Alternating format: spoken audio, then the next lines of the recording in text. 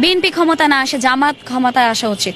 কারণ জামাত যদি ক্ষমতায় আসে, বাংলাদেশ আপনার সব দিক দিয়ে, আপনার রাষ্ট্রীয় দিক দিয়ে, আইনগত দিক দিয়ে, তারপর শাসন ব্যবস্থার দিক দিয়ে অনেক পরিবর্তন ঘটাতে সক্ষম হবে, যেটা বিএনপি পারবে না। আমি বলবো না ওরা খারাপ, ওরা যে আবার ভালো, আমি সেটাও বলবো না।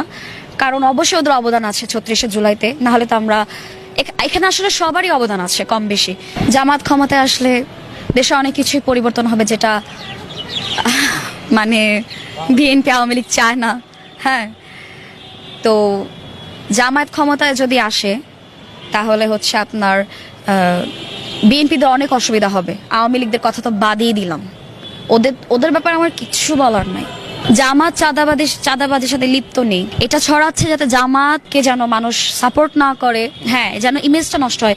কিন্তু আমরা যারা আপনার বিচক্ষণ এবং আমরা যারা সচেতন, আমরা তো জানি যে জামাত কত দূর করতেছে বা জামাত কি করতেছে, এই জন্য আমরা জামাত দলের পক্ষে।